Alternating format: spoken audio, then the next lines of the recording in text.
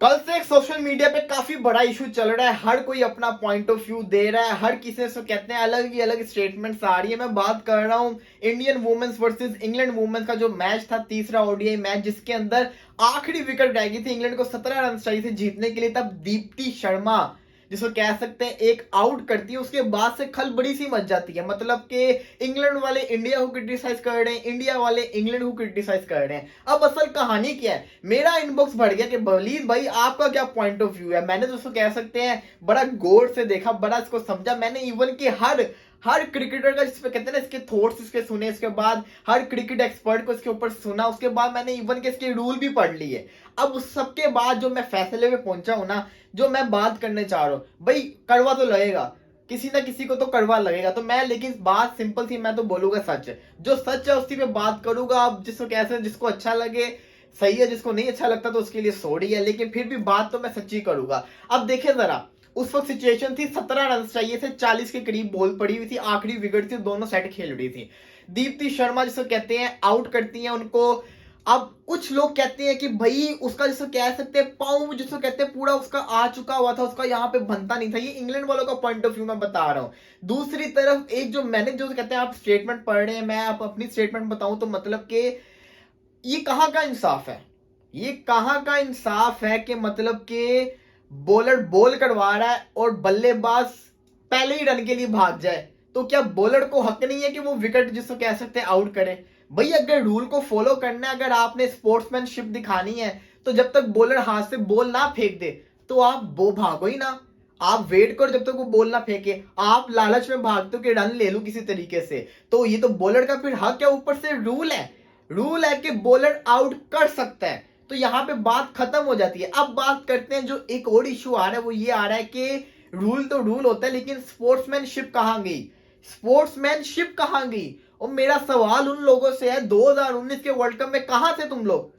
कहां थे 2019 के वर्ल्ड कप के अंदर, जब केन विलियमसन की क्यादत के अंदर न्यूजीलैंड की टीम चुपचाप खड़ी रही, एक सवाल नहीं उन्होंने किया और वर्ल्ड कप अपने हाथ से गवा दिया? उस वक्त तुम लोग की स्पोर्ट्समैनशिप कहां थी, जब बेन स्टोक के बल्ले पे लगने की वजह से बॉल बाउंड्री की तरफ जाता है और इंग्लैंड को मुफ्ती के रन्स मिलते हैं? उस वक्त तुम्हारी स्पोर्ट्समैनशिप कहां थी?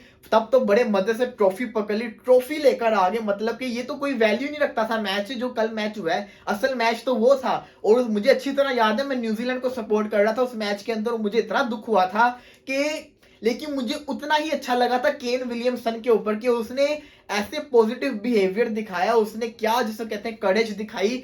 कुछ नहीं किया उसने, उसने हल्की सी भी आवाज नहीं उठाई। वो इतना अच्छा बंदा मुझे लगा था उस टाइम। लेकिन अगर वहां पे थोड़ी सी स्पोर्ट्समैनशिप दिखा देते, चलो अंपायर ने नहीं दिखाई, इंग्लैंड वाली दिखा देते। बेन स्टोक ने तो मुफ्ती के रन ले लिए थे ना उस टाइम, उसने तो कहा रन आ रहे हैं तो ले लो। तो मतलब कि जब आपकी बारी, जब आपको स्पोर्ट्समैनशिप दिखाते नहीं हो, तो फिर आप कैसे सोच सकते हो कि दूसरे लोग भी स्पोर्ट्समैनशिप दिखाए?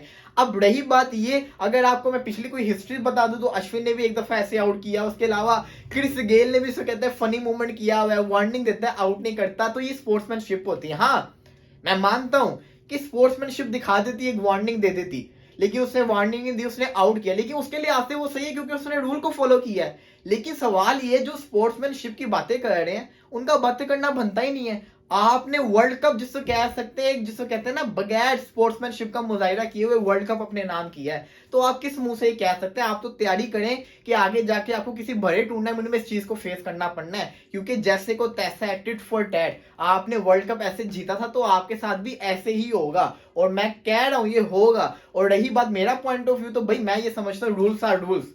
अगर रूल में लिखा है तो सब कुछ सही है। अगर बॉलर आउट नहीं कर सकता तो भाई बल्लेबाज भी फिर क्रीज से बाहर नहीं निकल सकता। ये सिंपल सी बात है। तो मैंने तो रात को भी ट्वीट में ये बता दिया था। रही बात जो लोग स्पोर्ट्समैनशिप की बातें कर रहे हैं, सिंपल सी बात है, स्पोर्ट्समैनशिप 2019 में भी नहीं थी, स्पोर्ट्समैनशिप अब भी नहीं है। स्पोर्ट्समैनशिप 2021 के वर्ल्ड कप में भी नहीं थी, जब हफीज की बॉल पे डेविड वार्नर ने पिच से बाहर आके छक्का मारा था। इंशाल्लाह दोबारा मिलेंगे थोड़ी देर में मैच के बारे में। तब तक के लिए अल्लाह हाफिज।